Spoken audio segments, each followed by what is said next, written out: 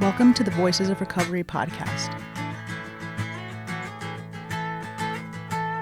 This is your Just for Today episode, featuring a recovering addict.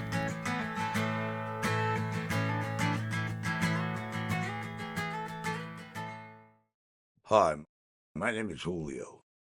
My clean date is January 6th, 2025. You are listening to the Voices of Recovery podcast. This is the Just for Today for March 29th. Our own true will. God's will for us consists of the very things we most value. God's will becomes our own true will for ourselves. Basic text, page 48. It's a human nature to want something for nothing. We may be ecstatic when a store cashier gives us back change for a 20, though we only paid with a 10. We tend to think that if no one knows, one small deception won't make any difference. But someone does know. We do. And it does make a difference. What worked for us when we used frequently doesn't work long in recovery. As we progress spiritually by working the 12 steps, we begin to develop new values and standards. We begin to feel uncomfortable when we take advantage of situations that, when we use, would have left us gloating about what we had gotten away with. In the past, we may have victimized others. However, as we draw closer to our higher power, our values change.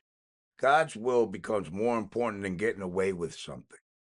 When our values change, our lives change too. Guided by an inner knowledge given us by our higher power, we want to live out our newfound values. We have internalized our higher power's will for us, in fact. God's will has become our own true will for ourselves. Just for today, by improving my conscious contact with God, my values have changed. Today I will practice God's will, my own true will. The Voices of Recovery podcast is an independent production of the Works of Wisdom.